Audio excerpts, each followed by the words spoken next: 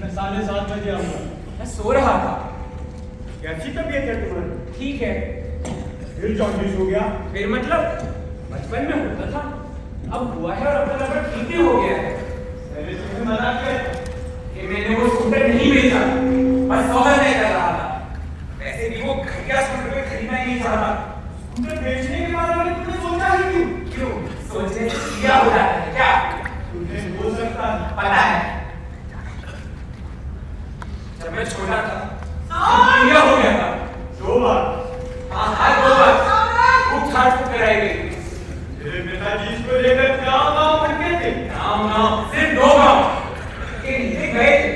तब एक बाबा ने ताबीज पहनाया और कहा कि इतनी देर में सब क्या होता है। और इसकी कोई भी चीज जो इसे सबसे ज्यादा पसंद हो उसे पीले रंग का होना चाहिए। अगर नहीं है तो उसे पीला करा दो। हम इसे गोद में लेकर पूरे घर में भटके और पूछा कि बताओ तुम्हारी सबसे पसंदीदा चीज कौन सी है? मेरी मनी नष्ट हो गई। मैंने अपनी उंगली से स्कूटर पर रखी और मेरे स्कूटर को पीला कराया गया। और पीलिया के डर के चक्कर में आज तक उसे साथ लेकर घूम रहा हूँ। मुझे पीलिया का डर नहीं है, इनका है। हर जगह में घुसते हैं। वो स्कूटर है ना, सर्दी से गराई 3 महीने हो गए। तुम्हारा हेलमेट क्यों चलता है? हेलमेट मिला तुझे? हाँ मिला था कुछ दिन पहले। और हाँ, मैं सर्विस के लिए दे दिया है। स्कूटर की सर्विसिंग के लिए लेटर नहीं लिखा था? मैं करवा रहा हूँ तुझे। पता है, आपने लेटर पर ऊपर ही लिखा है सुबह 7:30 बजे आता हूँ। इसलिए कि मुझे पता है कि तुम मेरा लेटर खोल कर कभी पढ़ते नहीं। पैसों की जरूरत है? नहीं, काम कैसे चल रहा? काम नहीं कर रहा हूँ। 2 महीने से छुट्टी ले रखी है। तुम हो गया उसे भूल जाओ। कोशिश कर रहा हूँ, और खासकर ये घास बहुत दर्द करती है। किससे बता ले रहे हो? मुझसे या अपने आप से? मैं कहानी लिख रहा हूँ।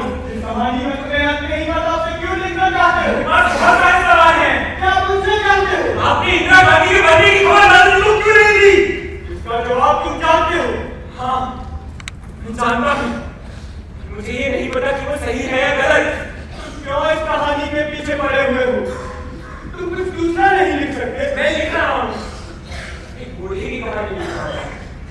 वो बूढ़ा उस बिल्डिंग की 7वीं मंजिल की बालकनी पर घर बैठा है। मैं उसकी कहानी भी लिख रहा हूँ, पर क्या? मेरी कहानी का हर बार पीला स्कूटर क्यों चलाता है? तुम पीले स्कूटर को भूल क्यों नहीं जाते? मैं उसे जिंदगी से निकाल देना चाहता हूँ। ऐसा मत करना। क्यों? आपको डर है कि जैसे मेरी मौत हो जाएगी? हाँ, ऐसे कोई नहीं मरता। हमारे दादाजी ने सामना किया था। ठीक है, मैं जिंदगी भर अपने पास रखूंगा, पर एक शर्त है, मुझे कहानी का अंत बता दीजिए। तुम डरे हुए हो। तुम अब जानना ही नहीं क्या? मैं जानना चाहता हूँ। देखो, कई चीजें जिंदगी में गणित के सवाल की तरह होती हैं, जिन्हें अगर आपको हल करना हो तो आपको माना चीजें शुरुआत करनी पड़ती है। तुम्हारी दिक्कत ये है कि तुम्हें इसका अंत मानना पड़ेगा। माना कि अंत ये है, इसलिए कहानी ये है। ठीक है, कम से कम इतना तो बता दीजिए कि आपने इंदिरा गांधी के मरने की खबर दादाजी को क्यों नहीं दी? देखो, वो मैं खुद तुमसे कहाँ जा रहे हैं आप? बाथरूम।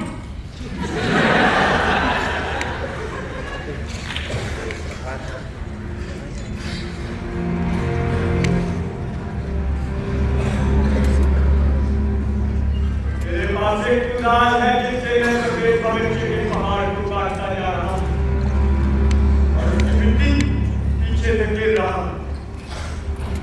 पीछे अतीत का बड़ा सा पहाड़ इकट्ठा होता जा रहा है।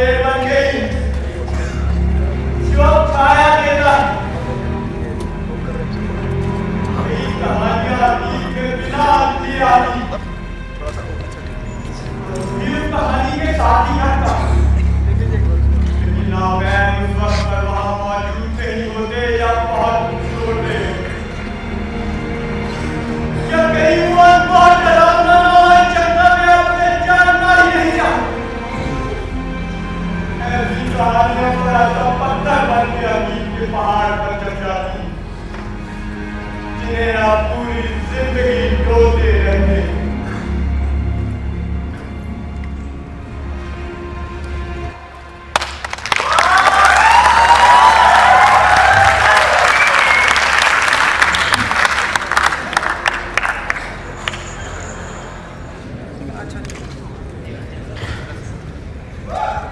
रात होने के ठीक पहले मेरी आंख खुल गई तो देखा पिछली रात से पूरे दिन तक मैं सोता रहा। इस बीच मेरी आंख खुली सुबह 7:30 बजे, फिर सो गया।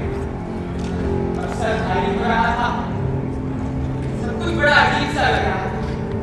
खुद को कोसने लगा, क्या कर रहा हूँ, क्या हो रहा है मेरे साथ। कर पानी किया, वैसे भी पिछले 2 महीने से कुछ कर नहीं रहा। मैंने पूरा दिन वो पिछली रात के साथ सोते हुए बिता दिया। मैं सोच रहा था वो सभी एक दिन से कितना आगे बढ़ गए जो परसों तक मेरे साथ थे। मैं पूरी रात कैसे बिताऊंगा। नींद का आना वैसे भी रात के साथ आपके संपर्क पर निर्भर करता है। मैंने चाय छानी और बालकनी में जाकर खड़ा पूरा शहर मेरी बालकनी से नहीं दिखा और सामने की 2 ऊंची बिल्डिंग और उनके बीच से मुझे शहर की चौड़ी सड़क हाईवे दिखे। मुझे उस बालकनी से इतनी सी दुनिया देखते ही आदत पड़ गई। तो जब भी देखता था घंटों वहीं खड़ा है। वो इतनी सी दुनिया मुझे पूरी तरह सम्मोहित कर रही थी। हर बार असल में ये बिल्डिंग, ये चौड़ी सड़क, सामने के एक घर, ये सब मेरे घर के अंदर का ही हिस्सा है। बाहर बोलकर मैं इन्हें बाहर करने की कोशिश जरूर करता था, पर मैं खड़ा रहा काफी देर। चाय आधी पी चुका था, आधी ठंडी हो चुकी थी, फिर भी पिए जा रहा था। पिताजी के लगभग सभी खतों का जवाब मैं लिख चुका था, सिवाय उनके अंतिम लेटर के। तभी बेल सुनाई, डोरबेल। मैं मुड़ा नहीं। वो फिर सुनाई, मुझे हंसी आने लगी। वो फिर आ गए। ये वो ही है, असल में मेरे घर में डोरबेल थी ही नहीं। दरवाजा खोलो। नहीं। क्या हुआ? आज भी कुछ खा लिया है? दरवाजा खोलो। आज मैं सोच रहा था कि तुम आज मत सोचो, तुम्हारे पास कोई बहाना नहीं है। दरवाजा खोलो। दिन मत करो। मैं ऐसे नहीं कर रही हूँ, और अगर तुम देर करोगे तो मैं चली जाऊँ। पर कोई और आएगा जिसे तुम्हें सहना पड़ेगा। बोलो, जाऊँ या तुम्हें बचाओ? पता नहीं क्या हुआ, पर मैंने दरवाजा खोल दिया। अगर आपको पता हो कि दूसरी तरफ कौन है, दरवाजा खोलना आसान हो जाता है। तो आसान काम मैंने कर दिया। वो अंदर आ चुकी है। कपड़े उतारो। नहीं। अधिकतर तो तुम कपड़े उतरवाते ही हो, इसलिए पूछिए। नहीं, आज नहीं। क्यों? आज क्यों नहीं? सोमवार को तुम्हारा उपवास होता है क्या?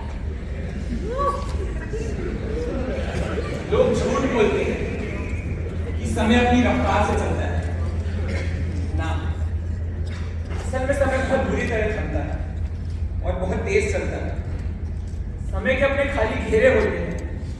इन घेरों का अपना अलग समय और अपनी अलग रफ्तार होती है। तुम अपने समय से नाराज हो। तुम कितनी देर हल होगी तुम बताओ। जो तुम कुछ तय करके नहीं आई हो। आई थी। फिर तुम्हारे ऊपर। क्या? तुम्हें पता है। तुम मुझे डराती हो। बचाती भी तो हूँ। मैं बचना नहीं चाहता। तो मैं पहले ही कह रही थी कि बचो मत। तुम जाना चाहती हो। मैं तो आना भी नहीं चाहती। देखो, आज मैंने तुम्हें नहीं बुलाया है। क्या? जरा मुझसे कहना। मुझे कुछ देर अकेला छोड़ोगी? तुम अकेले ही हो। कितना अच्छा लगता है तुम्हें ये बोलना। ये सच। ठीक है, जाओ। एक नदी में छोटी सी नाव में एक भैंस खड़ी। वो नाव डूबने वाली है। मतलब अगर उस नाव में एक कंकड़ भी डाल दोगे ना तो वो डूब जाएगी। कभी भैंस होकर कर देती। बताओ, नाव डूबेगी कि नहीं? मेरे ख्याल से ना। तुम कुछ देर चुप रहोगी? फंस गए ना? मैं फंस चुका हूँ, मुझे लिखना है। मुझे किसी की जरूरत है। तुम्हारी नहीं, इतना जानता हूँ। जब जरूरत हो तो बुलाना मत।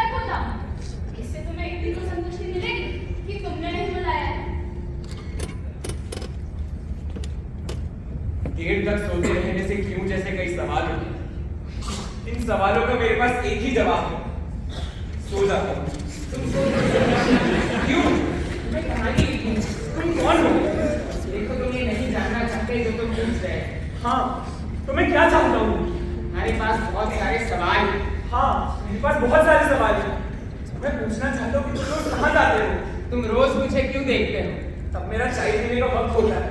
मैं रोज तुम्हें अपनी बालकनी से जाता हुआ देखता हूँ। मैं भी तुम्हें कई दिनों से मुझे देखते हुए देख रहा हूँ। तुम हाईवे पर मुझे क्यों देखते हो? तुम बालकनी में खड़े होकर मुझे क्यों देखते हो? तुम्हें अपने बाप से प्रॉब्लम है ना? क्यों? क्योंकि वो तुम्हारी माँ के साथ सोता था।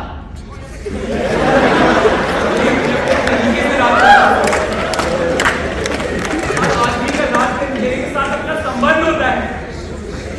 यह संबंध अगर अच्छा है तो नींद आ जाती है। अगर ये संबंध खराब है तो जीवन के छोटे छोटे अंधेरे रात के अंधेरे में घुस जाते हैं और आपको सोने नहीं देते।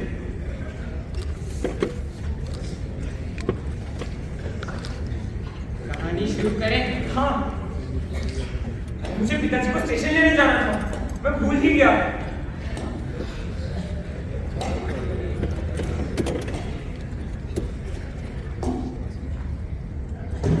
खुश रहो, अगर ऐसा हो तो मैं आपको स्टेशन लेने आने ही वाला हूँ। इसकी कोई जरूरत नहीं, ऐसा लग रहा हूँ। अच्छे, तुम्हारा मुंह क्यों लटका हुआ है? बहुत गैस बन रही है। कहाँ जा रहे हैं आप? बाथरूम।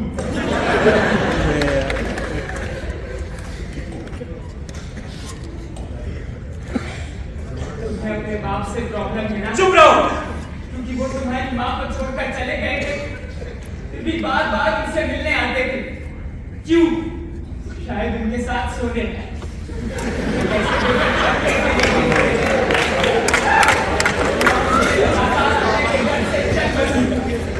तुमसे मिलने की जिद क्यों करते हैं? तुमसे क्यों मिलना चाहते हैं?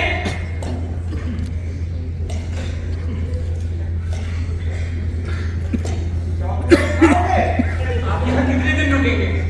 तुम कहो तो अभी जा सकता हूँ। चाय पिएंगे? तुमने लिखना क्यों छोड़ दिया? क्या कर रहे हो आजकल? कुछ नहीं। सुना है कोई जॉब ज्वाइन कर लिया?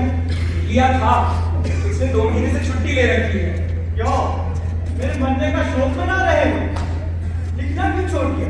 लिखने की कोशिश कर रहा हूँ। की कहानी लिख रहे हो? एक बूढ़े की, वो बूढ़ा क्या हुआ? मेरा आखिरी लेटर अब तक क्यों नहीं खोला? मुझसे बात नहीं करना चाहता। जब बात करने की इच्छा हो तो बुला लेना, मैं इंतजार करूंगा। आओ, अंदर आ जाओ। मुझसे कोई गलती हो गई क्या? नहीं, कोई गलती नहीं। आज तुमने एक बार भी मेरी तरफ नहीं देखा। मैं अभी तुम्हारे बारे में ही सोच रहा था। मुझे तुमसे कुछ बात करनी थी। मैं बालकनी से तुम्हें इशारा भी कर रहा था। 7वीं मंजिल से चल के आ रहा, मेरी लिफ्ट भी काम नहीं कर रही। क्या बात कर रहे हो? मुझे तुम्हारी चिंता हो रही। मुझे लगता है तुम्हें भी वही लगता है जो मुझे लगता है। पता है मुझे क्या लगता है? मुझे लगता है कि कल का दिन सांत्वना है आज के दिन के बीच। आज तो बीत गया, जैसे कैसे बीत ही जाएगा ना। लगने लगता है कि कल एक जादू की पुड़िया में बंद है। पुड़िया खुलेगी, सूरज उगेगा और सब कुछ वैसे ही होगा जैसा बरसों से मैं बालकनी में बैठे बैठे सोच रहा। पता है आजकल मैं एक बूढ़ी चीज को देखता, वो बहुत बूढ़ी हो चुकी, बस एक पेड़ की ढूंढ पर बैठी रहती। बहुत से जवान कौवे उसे चोट मारकर भागते। चील की एक समझ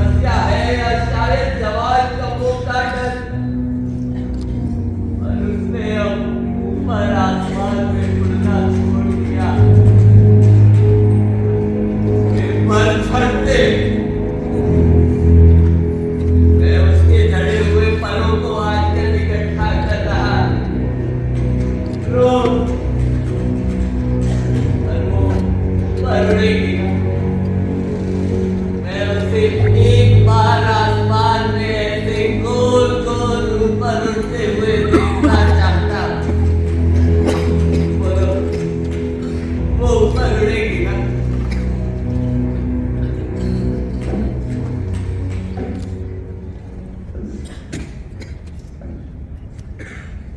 ये एक दिन 7वीं मंजिल से कूदकर अपनी जान देगा। तुम इसे बचा सकते हो। नहीं, क्योंकि चीला इतना ऊपर नहीं उड़ सकती। चाहो तो बचा सकते हो, बस कहानी का अंत बदल दो। जाने दो, तुम बहुत थक गए। मैं थका नहीं, मैं बस सोना चाहता हूँ। नहीं, तुम मुझसे कुछ पूछना चाहते हो। हाँ, मेरे पास बहुत सारे सवाल हैं। मैं पूछना चाहता हूँ कि इंदिरा गांधी के मरने की खबर दादाजी को क्यों नहीं दी गई? ये बहुत बड़ा सवाल है, कुछ दूसरा पूछो। तुमने लिखना क्यों छोड़ दिया? अब मैं नहीं लिख सकता, क्योंकि मुझे हर कहानी में हर बात में अपना बाप दिखाई देता है। मेरी हर कहानी मेरी माँ की कहानी होती है। मेरी कहानी का हर आदमी मेरी माँ को डरा रहा होता है, और कहानी का अंत होने से पहले मेरा बाप हंसता है और मुझसे एक ही वाक्य बोलता है, ये लो बेटा 10 रुपए, जाओ चॉकलेट ले आओ, फिर हम स्कूटर पे घूमने जाएंगे। और कहानी वहीं रुक जाती है। नहीं, पर अब मुझे दूसरे लोग दिखने लगे। मैं इस बूढ़े आदमी की कहानी लिख सकता हूँ। मैंने हमेशा इसे बालकनी में धूप सेकते हुए देखा है। धूप हो या ना हो, यह हमेशा धूप सेकता है। इसने अपने जीवन में सिर्फ 4 ढोल चीजें की है। पहली अपनी बेटी की शादी, जो घर वापस आ गई, पति ने छोड़ दिया। टीवी और फ्रिज खरीदा। फ्रिज में आजकल बर्फ नहीं जलती है। टीवी बहुत पुराना है, इसमें सिर्फ 8 चैनल देखे जा सकते हैं। तीसरा इसने यह सिर्फ भारी हो रहा है। तीसरी और चौथी कोशिश क्या है? मुझे पता है मोबाइल तुम बिल्कुल ठीक जा रहे हो। बूढ़े के बारे में सोचो। मैं बचना चाहता हूँ। देखो, तुमने कोई कहा बचना चाहते हो? बोलो, बचा। उस बूढ़े के पास पीला स्कूटर है, मेरे पास तीसरी ठोस चीज ये है। तुम फिर अपने बाप को बीच में घसीटना है। बचा। तुम्हें कहानी लिखनी है, इसे छोड़ो, बूढ़े के बारे में सोचो। मेरी तरफ देखो, कपड़े उतारो। चौथी ये गलत है। जब तक मैं अपनी कहानी नहीं लिखूंगा, मैं किसी और की कहानी नहीं लिख सकता। मुझे अपनी कहानी लिखना है। तो बूढ़े का क्या होगा? मेरा क्या होगा? मैं चाहिए। सुनो, मुझसे बात करो। नहीं, मैं बात नहीं कर सकती। तुम्हें तो मेरी जरूरत ही नहीं है। मुझे तुम्हारी जरूरत है, मुझसे बात करो। ठीक है। एक बार सफेद घोड़े पर सवार होकर एक राजकुमार आया। तबड़क तबड़क तबड़क तबड़क, उसे मुझसे प्यार हो गया। तबड़क तबड़क तबड़क तबड़क, फिर हमारी शादी हो गई। तबड़क तबड़क तबड़क तबड़क, और ढेर सारे बच्चे। और फिर वो तुम्हें छोड़कर चला गया।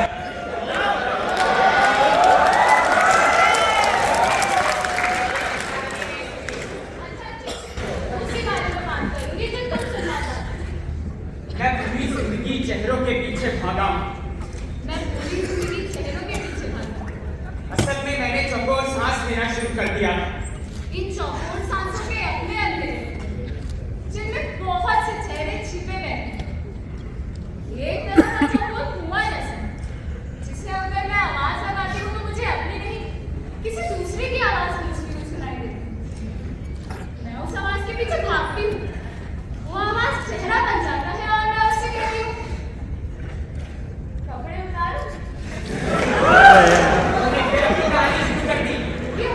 जब तुमको हर कहानी में अपना बाप दिखाई देता है, तो मैं तुम्हारी कहानी में अपनी एक लाइन नहीं जोड़ सकती हूँ। कम से कम कपड़े उतारो जैसे घटिया शब्दों मत जोड़ो। क्यों? जब तुम कहते हो कपड़े उतारो, तब तो तुम्हें बड़ा मजा आता है। ये सब छोड़ो, इसका जवाब। एक नदी में छोटी सी नाव में एक भैंस खड़ी, वो नाव डूबने वाली है। मतलब अगर उस नाव में एक कंकर भी डाल दोगे ना तो वो डूब जाएगी। तभी भैंस ऊपर कर देती है। बताओ, नाव डूबेगी कि नहीं? नाव डूबेगी। उत्तर है नाव डूबेगी।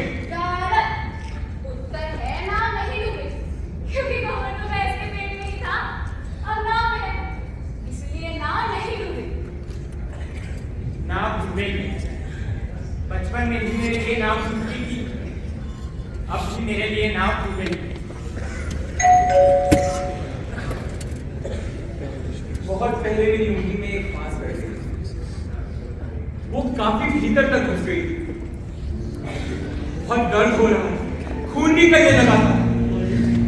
जब मैंने उस फांस को बाहर खींचा तो वो टूट गई, आधी फांस भीतर ही रह गई। उस वक्त मैं दर्द सहन नहीं कर पा रहा, मैं डर के मारे डॉक्टर के पास भी नहीं गया। करीब एक हफ्ते तक दर्द रहा, फिर कम होने लगा, पर अब उस दर्द का कम होना मैं बर्दाश्त नहीं कर पा रहा था। मुझे अजीब लगने लगा। अब मुझे इस दर्द के साथ रहने की आदत पड़ गई। करीब 2 हफ्ते बाद वो दर्द लगभग खत्म होने लगा। उस भीतर घुसी हुई फांस को मैंने और भीतर कर दिया, फिर खून निकला, फिर दर्द होने लगा। अभी तक ये फांस की उंगली में चली हुई है, आप इसे देख सकते हैं। हाँ, मैं इसे देख सकता हूँ। ये अभी भी तुम्हारे पास। हाँ, क्या चाहते? पता नहीं, तुम्हें पता है दर्द कम हो रहा है। तुम्हें दूसरे पास की जरूरत है। अभी नहीं।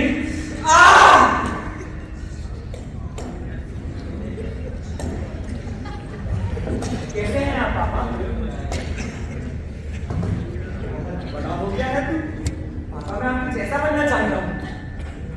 बेटा, मेरे जैसा बनने के लिए बहुत कसरत वर्जिश करनी पड़ेगी। मैं जब मिलिट्री में था तो बॉक्सिंग करता था।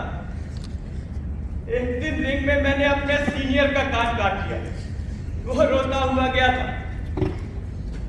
बाद में उसने मेरा कोर्ट मार्शल कर दिया, पर मैं रोया नहीं। उस वक्त भी मैं मुस्कुराता रहा। तेरा बाप कभी नहीं रोया। आप कभी नहीं रोए पापा। मेरे पापा कभी नहीं रोए। पापा रैमो को भी बॉक्सिंग में हरा सकते हैं। बेटा, बॉडी से कुछ नहीं होता, जिगर होना चाहिए, जिगर। पापा आप रोते हैं। बहुत दिन हो गए तेरे साथ बॉक्सिंग नहीं लड़ी। चल मार मार।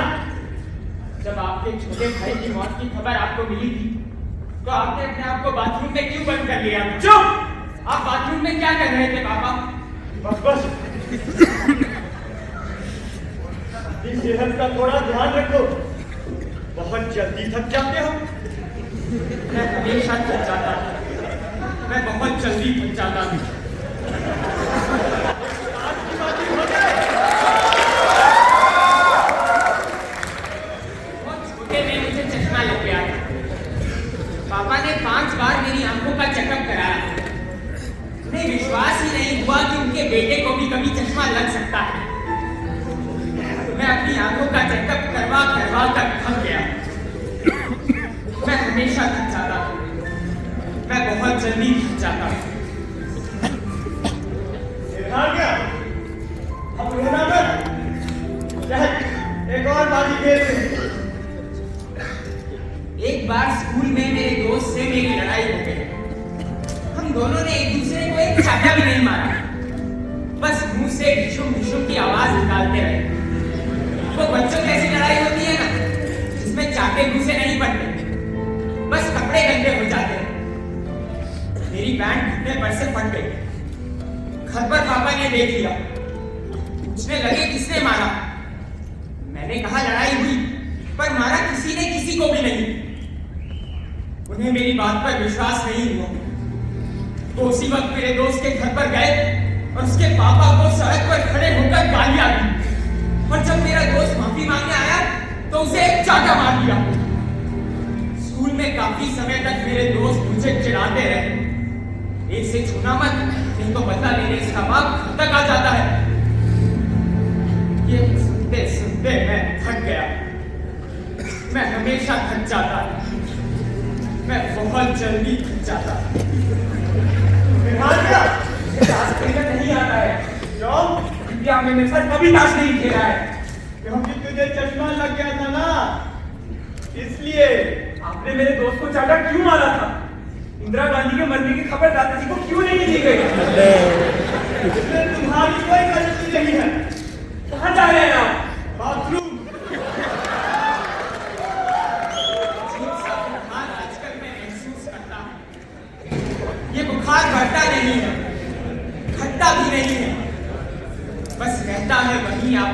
है।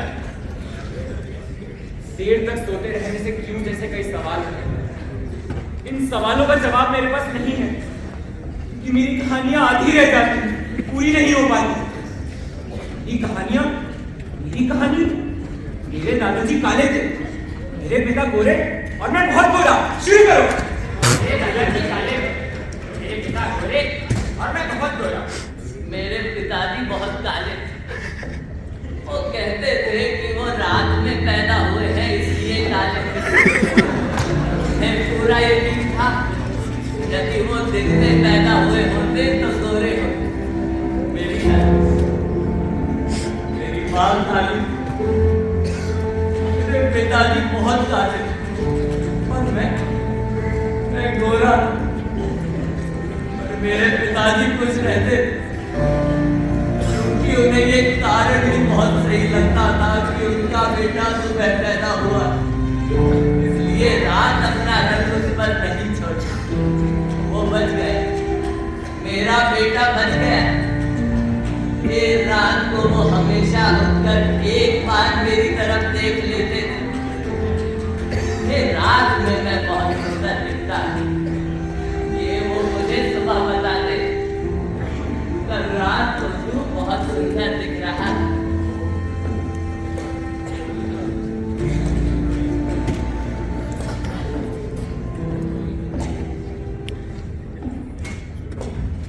मैं आपको स्टेशन लेने आने नहीं वाला था।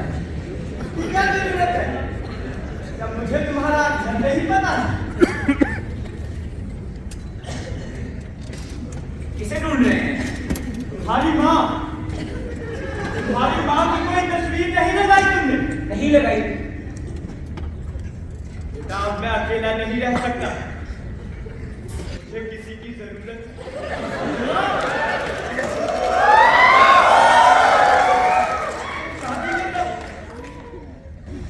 माफ करना, तुम्हें छोटी सी दुकान क्यों नहीं खोल देते? अरे आजकल एसटीडी पीसीओ बहुत चलते हैं और उसके साथ अगर जेरॉक्स डाल लो तो पैसा ही पैसा। तुम अपना लिखते रहना और मैं दुकान संभालूंगा। ये कहानी मुझे अभी पूरी करनी है। ये क्या हुआ? अपनी माँ के नाम पर रखना एसटीडी पीसीओ और जेरॉक्स का नाम, Savitri by STD PCO and xerox. अच्छा है ना? फिर मेरी शादी सावित्री नाम था लड़की का। मेरे पिताजी ने बस इसलिए उससे मेरी शादी की क्योंकि वो रात में पैदा हुई थी, फिर भी गोरी थी। पिताजी को लगा कितनी भाग्य शादी, रात में पैदा हुई है फिर भी गोरी। बाद में हमें एक लड़का पैदा हुआ। फिर पैदा होते ही जॉन्डिस पी लिया। घटनाएं सालों में बनी होती, साल भी हमें घटनाओं के रूप में ही याद रहे। जिस साल की कोई घटना नहीं, समझो वो साल हमने जिया ही नहीं। कई घटनाएं इतनी बड़ी होती है कि जीवन लगती है, जिन्हें हम अलग अलग तरीके से पूरी जिंदगी जीते रहते हैं। ये तब की बात है जब हमारे यहाँ नया नया टीवी आया।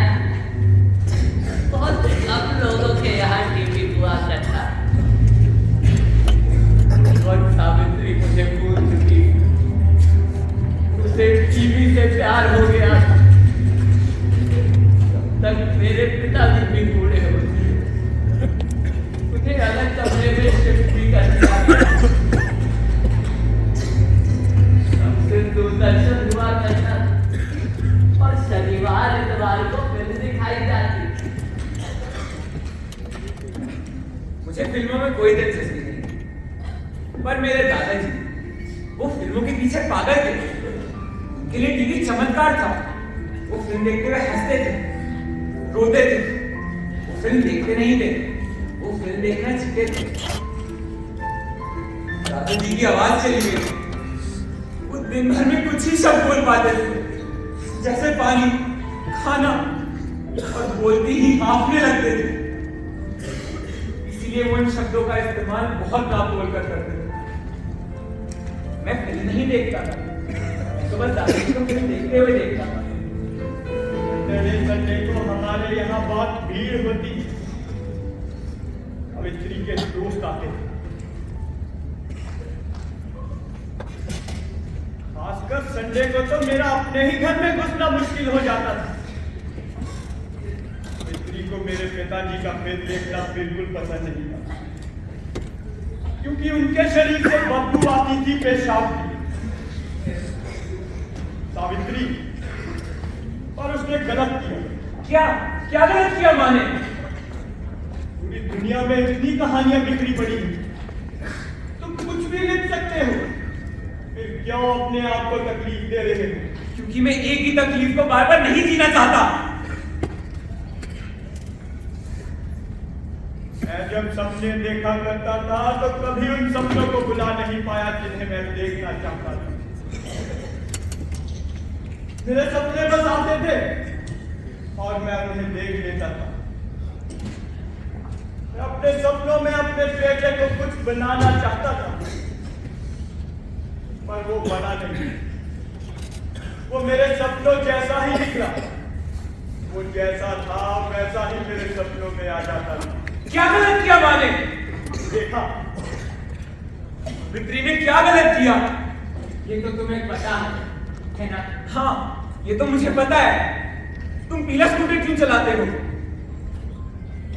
पता नहीं, शायद मैं STD-PCO खोलना चाहता था, नहीं खोल पाया, इसलिए पीला स्कूटर चलाता हूँ।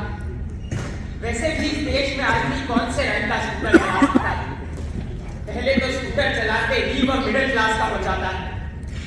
वो हरे रंग का स्कूटर नहीं चला सकता, वो भगवे कलर का स्कूटर नहीं चला सकता, वो लाल रंग का स्कूटर नहीं चला सकता। तो वो ये कैसे बता सकता है कि मैं किसी का नहीं, किसी की तरफ नहीं? पीला रंग बचा हुआ, इसलिए मैं पीला स्कूटर चलाता हूं और मैं किसी की तरफ नहीं। बताओ, सावित्री ने क्या गलत किया? सावित्री ने दादाजी का संडे को टीवी वाले कमरे में जाना बंद करवा दिया। पिताजी का संडे को फिल्म देखना बंद हो गया, बंद करवा दिया गया। सावित्री के दोस्त आते थे। मैंने सावित्री से कहा, पिताजी को फिल्म देखना बहुत अच्छा लगता है, पूरे हफ्ते 2 दिनों का इंतजार करते हैं और शनिवार इतवार को तो उनसे शाम का समय नहीं लगता, खाना पीना भूल जाते। और वो नहीं मानता, संडे को उनका आना बंद करवा दिया गया। टीवी की आवाज उनके कमरे तक आती। हाँ, टीवी की आवाज उनके कमरे तक आती। मुझे फिल्मों में कोई दिलचस्पी नहीं, मैं तो बस दादाजी को फिल्म देखते हुए देखता। पर अब मैं संडे को दादाजी के कमरे के इर्द गिर्द मंडराता रहता, अंदर जाने की हिम्मत नहीं होती थी। अगर उन्होंने मुझसे कह दिया कि मुझे टीवी वाले कमरे में ले चलो, तो मैं क्या करूंगा? माँ ने सख्त मना किया था। वैसे मुझे माँ का भी उतना डर नहीं था, पर दादाजी दिन भर में कुछ ही शब्द बोल पाते थे और मैं उनका पूरा एक वाक्य जाया होते हुए नहीं देख सकता था।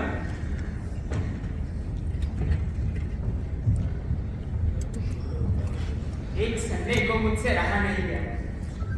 मैंने सोचा वहां फिल्म चल रही है, तो दादाजी अपने कमरे में क्या कर रहे हैं?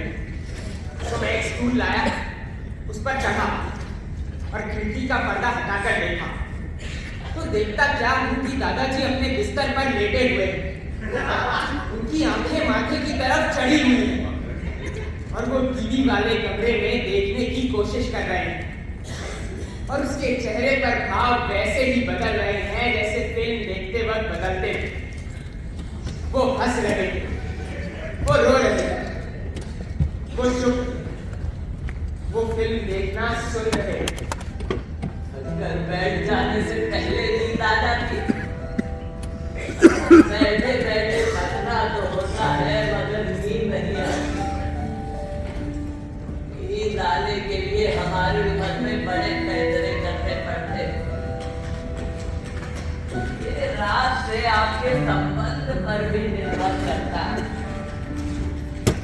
बचपन में पिताजी कहते थे सो जा, पर हम नहीं सोते। फिर कहते थे आंखें बंद कर और एक सपना देख। जैसे ही सपना खत्म हो जाए तुरंत मुझे आकर सुना देना। मेरे अच्छे सपने की तलाश वहीं से शुरू हो जाती। जैसे ही सपना मिलता एक आवाज आती, उठो बेटा घूमने चलते। सुबह हो गई और सुबह हो जाती। रोज सुबह घूमते समय मैं पिताजी को अपना टूटा फूटा सपना सुना देता। आजकल रात पूरी रात चलती। सपने हैं जो थकी हुई बासी की तरह आते हैं और वही उसी वक्त खत्म हो जाते हैं। मेरे पिताजी को भी नींद नहीं आती। अब सोचता हूँ कि वो दिन भर एक कमरे में अकेले क्या करते हो। मैं जब भी उनके कमरे में बल्ब जलाने जाता तो पिताजी मुझे देखकर मुस्कुरा देते थे। मुस्कुरा देते। हाँ, वो मुस्कुरा देते थे। हाँ, वो मुस्कुरा देते। बल्ब बुझाने का काम मेरा था। मैं जब भी दादाजी के कमरे में बल्ब बुझाने जाता था तो वो मुझे देखकर सचेत हो जाते थे। जैसे उनके कमरे में और भी बहुत से लोग हैं जिनसे वो मेरे आने के ठीक पहले तक बातें कर रहे थे। मैं पूरे कमरे में देखता था कि वो कौन लोग हैं जिन्हें दादाजी मुझसे छुपाना चाहते हैं। अजीब सी मुस्कुराहट उनके चेहरे पर छा जाती, जैसे वो रंगे हाथों पकड़े गए। मैं डर के मारे बल्ब बुझाकर भाग जाता था। अरे तुम कहाँ चल रही है? चाय चढ़ाना। इसका क्या होगा? पता नहीं। ये कहानी पूरी नहीं करोगे? करूंगा। कब? अभी चाय दे। रुको। क्या मैं चाय नहीं पी सकता? चाय पीते वक्त क्या सोचोगे? ये मैं कैसे बता सकता हूँ? भैया अभी तय करते जाओ कि चाय पीते वक्त क्या सोचोगे। तय कर लिया। क्या? तुम ही बताओ। पीलिया पीला स्कूटर चलाने से खत्म हो जाता और विश्वास करना पड़ता। पीलिया के कारण मुझे पीले रंग से नफरत। कोई आदमी पीला स्कूटर कैसे चला सकता है? इस बात पर मुझे हंसी आती है, लेकिन मेरे पिताजी के पास इसके कई कारण हैं। वो अपने सभी कारण मुझे लिखकर भेजते थे। इसका नतीजा ये हुआ कि बाद में मैंने उनका लिखा हुआ पढ़ना ही बंद कर दिया। छोटे सवालों के छोटे जवाब हो सकते हैं, पर कुछ सवाल इतने बड़े हैं कि उनके जवाब नहीं हो। वो आपके साथ रहने लगते हैं। मैं जब भी पिताजी के लिखे कारण पढ़ता था तो उनसे एक ही बात कहता था कि वो मुझे बिल्कुल मेरे सपनों जैसे लगते हैं। अधूरे, टूटे टूटे, बचकाने। मैंने अपने अधिकतर लिखे खतों में अपने बेटे अपने बचकाने सपनों का ही जिक्र किया और अब हमेशा एक ही लाइन से किया। मैं तुमसे मिलना चाहता हूँ। कब आऊं? आप कभी नहीं मिले, क्योंकि वो मेरे खत कभी खोलकर पढ़ता ही नहीं। इसलिए मैंने खत के ऊपर ही लिख दिया, सुबह 7:30 बजे आ रहा।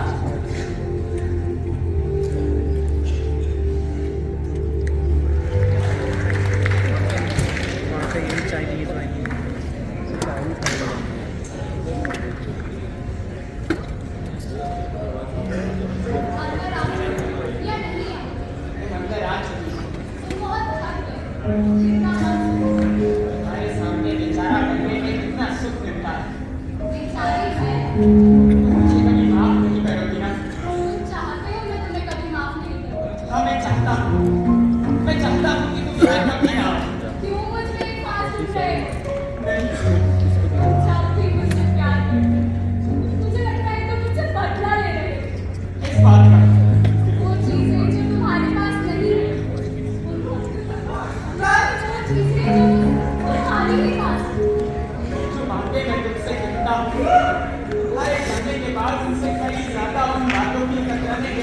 लिखी रहती है, मैं तुमसे नहीं कह पाता।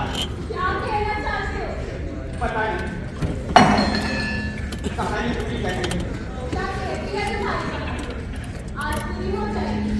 आज पूरी करनी है। वो पिताजी के सभी लेटर मैं खोलकर पढ़ चुका हूँ, सिवाय उनके अंतिम लेटर के। जब वो खुल गया तो कहानी यही रुक जाएगी। आइए आइए पिताजी, संभल के। हाँ बैठ जाइए। कैसे हो बेटा? यहाँ सब ठीक है ना? मुझे कई दिनों से बुरे सपने आ रहे थे। और तुम्हारा एक्सीडेंट हो गया, तुम फिर बीमार पड़ गए, तुम्हें जॉन्डिस हो गया। नहीं, मेरी तबीयत ठीक नहीं है, फिर भी मैं आ गया। सोचा कुछ दिन तुम्हारे साथ रहूंगा तो सब ठीक हो जाएगा। वैसे मैंने अपने सारे लेटर्स के अंत में तुमसे पूछा तुम्हें मिलने आऊं, पर तुमने जवाब नहीं दिया।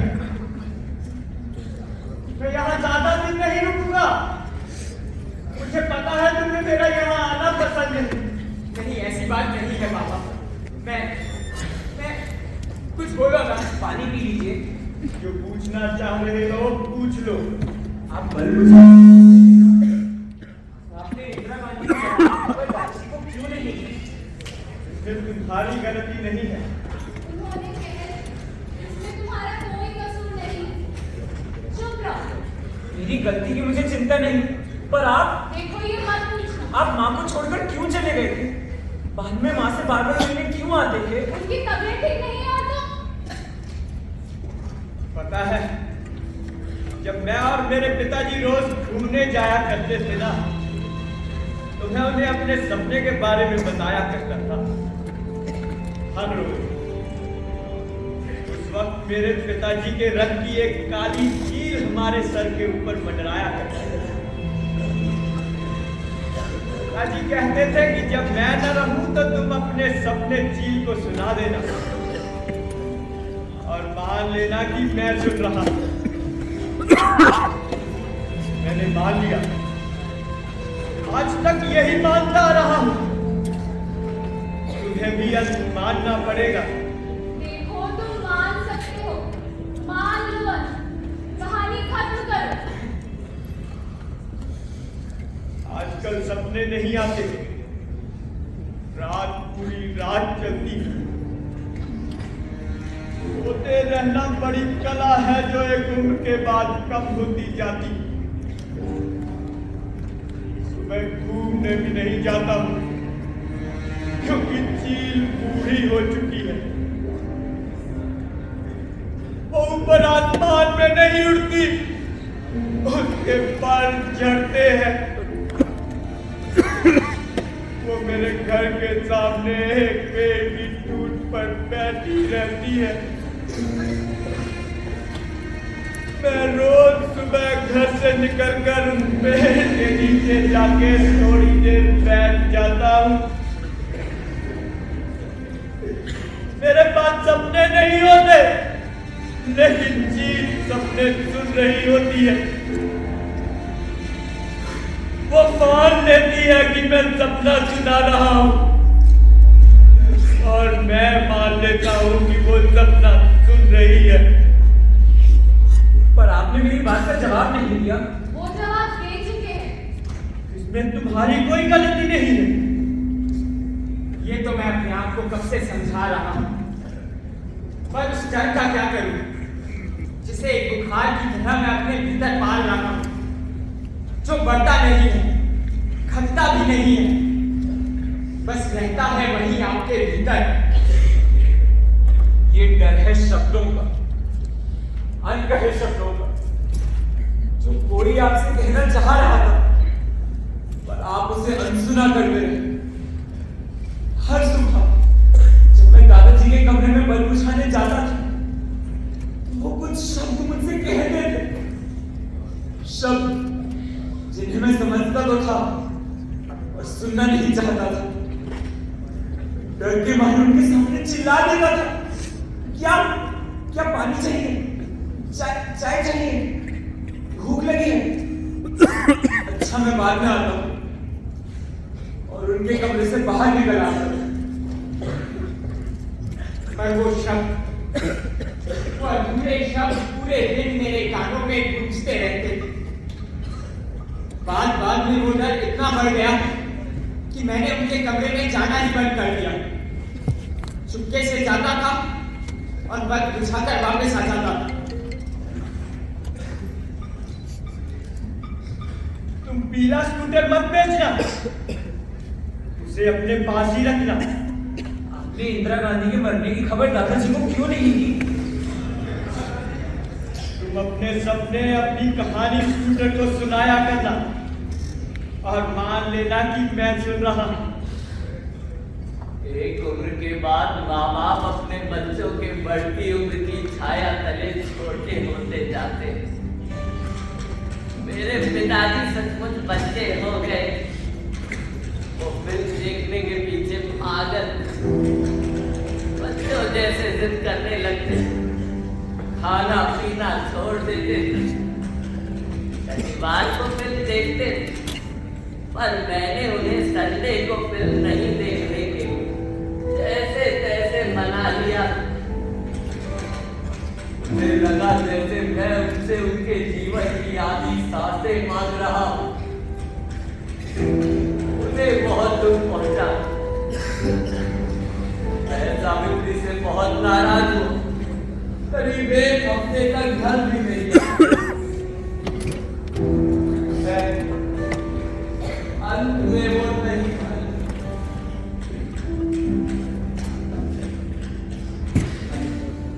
मुझे माफ कर देना पापा। नहीं बेटा, इसमें तुम्हारी कोई गलती नहीं है। बेटा मुझे अंदर चलिए, मैं नहीं सकता। कहाँ जाना है? बाथरूम।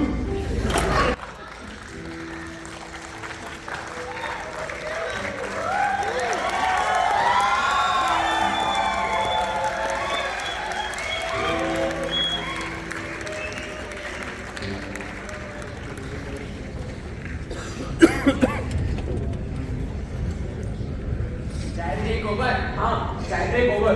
फिर क्या हुआ? फिर इंदिरा गांधी की मृत्यु हो गई। फिर एक दिन खबर आई कि इंदिरा गांधी की मृत्यु हो गई।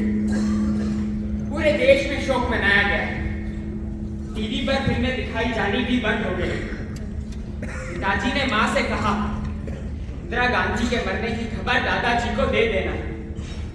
और माँ ने वो काम मुझे सौंप दिया। बेटा, दादाजी को बता देना कि इंदिरा गांधी की मृत्यु हो गई है, इसीलिए टीवी पर फिल्में नहीं आ रही हैं। मैं कई दिनों तक दादाजी के कमरे के इर्द गिर्द मंडराता रहा। इसमें एक सैटरडे संडे भी बीत गया, पर मेरी अंदर जाने की हिम्मत ही नहीं थी। फिर एक दिन मैं दादाजी के कमरे में गया। घुसते ही लगा जैसे वो मेरा इंतजार कर रहे थे। मैं उनके पास गया तो उन्होंने मेरा हाथ पकड़ लिया, कसकर। पता नहीं इतनी ताकत उनमें कहां से आ गई। मुझे अपने पास खींचा और कहा, मेरे कान खराब हो गए हैं, मुझे कुछ सुनाई नहीं दे रहा है। वो एक सांस में इतनी लंबी लाइन कैसे बोल गए? वो हाँफने लगे। ये मेरे भाग जाने का शायद डर था, इसलिए उनकी हाथ की पकड़ तेज होती जा रही थी। मुझे और पास खींचा। शायद वो मुझसे और कुछ कहना चाह रहे थे, और उनका चेहरा डरावना होता जा रहा था। मैं डर गया। जल्दी में मैंने कहना चाहा कि इंदिरा गांधी की मृत्यु हो गई है, इसलिए टीवी पर फिल्में नहीं। पर मेरे मुंह से एक शब्द नहीं निकला। मैंने देखा उनकी आंखें पीली होती जा रही, चेहरा काला, पीली आंखें, वो एकदम चील जैसे दिखने लगे। मैं डर गया। मैंने अपना हाथ छुड़ाया और कमरे से बाहर निकल आया। मुझे अभी भी याद, जब मैं उनके कमरे में बल्ब जलाने पहुंची तो देखा उनकी आंखें उनके माथे से चढ़ी हुई और टीवी वाले कमरे की तरफ देखने की कोशिश कर रहे थे। मुझे अजीब लगा कि पहली बार वो मेरी तरफ देखकर मुस्कुराए। तो देखा उनका शरीर पूरी तरह से अकड़ा हुआ था। सातों बीतियों उसी को घसीट कर लाऊं और उसे ये दृश्य दिखाऊं। और मैं उनके पास जाकर बैठ गया, उनसे माफी मांगू, उनके पलकों पर हाथ फेरा और उनकी आंखें बंद हो गई।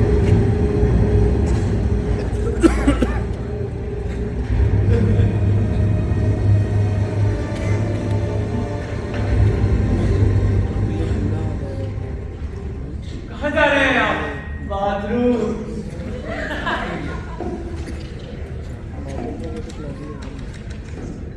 लगातार पिताजी का बाथरूम जाना मैं देखता रहा। वो बहुत परेशान थे। मेरी इच्छा हुई कि उनसे कहूं कि मेरे कारण ही दादाजी की मृत्यु हो गई। मैं ही उन्हें इंदिरा गांधी के मरने की खबर नहीं दे पाया, पर मेरी हिम्मत ही नहीं हुई। मुझे मार खाने का डर नहीं था, मुझे पिताजी की चिंता थी। वो दादाजी की मृत्यु के कारण पूरे टूट चुके थे। मैंने सोचा समय आने पर बता दूंगा, सही समय आने पर बता दूंगा। मैं सही वक्त का इंतजार ही करता रहा।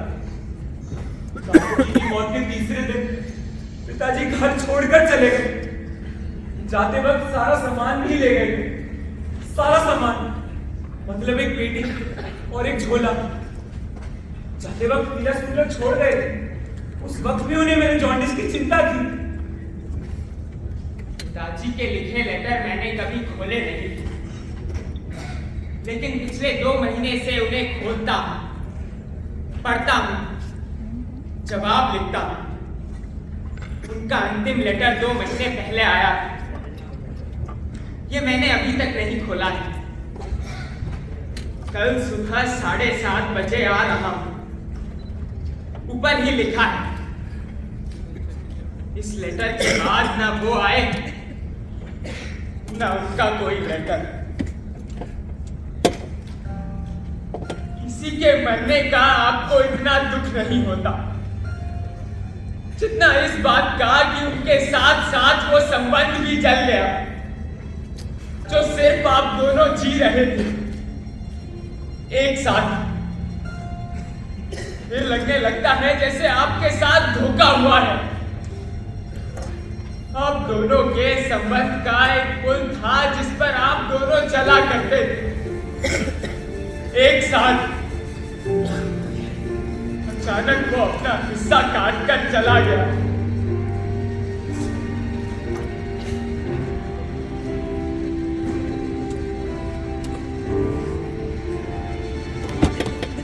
अब आप अधूरे पुल के छोर पर खड़े हैं, जहां से आपको उसके जीवन का किनारा तो दिख रहा है, पर उस किनारे के रहस्यों को आप कभी नहीं जान पाएंगे। वो दिन ब दिन आपसे दूर होते जाएंगे। कहानी तो दादाजी की मौत पर खत्म हो चुकी है। अब ये जो भी है, इस कहानी की कतरने हैं जो इस कहानी में ही है, पर इनकी कहानी को अब कोई जरूरत नहीं है। सुबह 7:30 बजे पिताजी आ रहे हैं। हाँ, एक सवाल पूछूं? पूछो। तुम पीला स्कूटर क्यों चलाते हो? तुम पीला स्कूटर क्यों चलाते हो? मान लेने के लिए मेरे पास ज्यादा कुछ नहीं है। एक पीला स्कूटर है, जैसे पिताजी के खतों का जवाब पढ़कर सुनाता हूँ और मान लेता हूँ पिताजी सुन रहे हैं, इसीलिए पीला स्कूटर चलाता हूँ। तुम पीला स्कूटर क्यों चलाते हो? मुझे पीलिया का भी डर है, इसीलिए मैं पीला स्कूटर चलाता हूँ। पीला स्कूटर क्यों चलाते हो? मैं असल में अपने आप से बदला ले रहा हूँ। ये पीला स्कूटर नहीं है, ये असल में मेरी उंगली में फंसी हुई एक फांस है जिसे अपने साथ लिए घूम रहा हूँ, इसीलिए पीला स्कूटर चलाता हूँ। अपराध बोध अगर पीठ पर लादे घूमते रहोगे तो जीवन जीना मुश्किल हो जाएगा। आप कब आए? सुबह 7:30 बजे। मैंने कहा था मैं आऊंगा। आप कब तक आते रहेंगे? जब तक तुम मेरा अंतिम लेटर खोल कर पढ़ोगे नहीं। मेरे पास बहुत सारे सवाल थे जिनका उत्तर सिर्फ आप जानते हैं। इन सवालों के साथ मैं आपसे मिलने से भी डरता था, इसीलिए पूछ नहीं पाया। पर कोई है जो इन सवालों के उत्तर जानता है। ये विश्वास ही अपने आप में इतना बड़ा था। मैं इन प्रश्नों के साथ आराम से जी रहा था, पर आपकी मृत्यु के साथ ही ये विश्वास भी मर गया और ये कल्पना ही अपने आप में इतनी डरावनी लगने लगी कि अब आपको अकेले ही प्रश्नों के बोझ तले जीना पड़ेगा। अब कोई भी नहीं है जो इन प्रश्नों के उत्तर जानता है, पर मैंने मान लिया है कि मेरे सारे सवालों के उत्तर अपने अंतिम लेटर में लिख दिए। मैं इसे जिंदगी भर अपने पास रखूंगा और खोलूंगा नहीं। मैंने मान लिया है। मैंने कहा था अंत तुम्हें मानना पड़ेगा। अच्छा है तुमने मान लिया। अब मैं नहीं आऊंगा, मैं जाता हूं। पापा, मेरी एक इच्छा है। मैं एक बार आपके घर में सर रख कर सोना चाहता हूँ। सो सकता हूँ, और जब तक मैं सोना जाऊं आप कुछ बोलते रहना। क्या बोलता रहूं? वही जो मैं सुनना चाहता हूँ।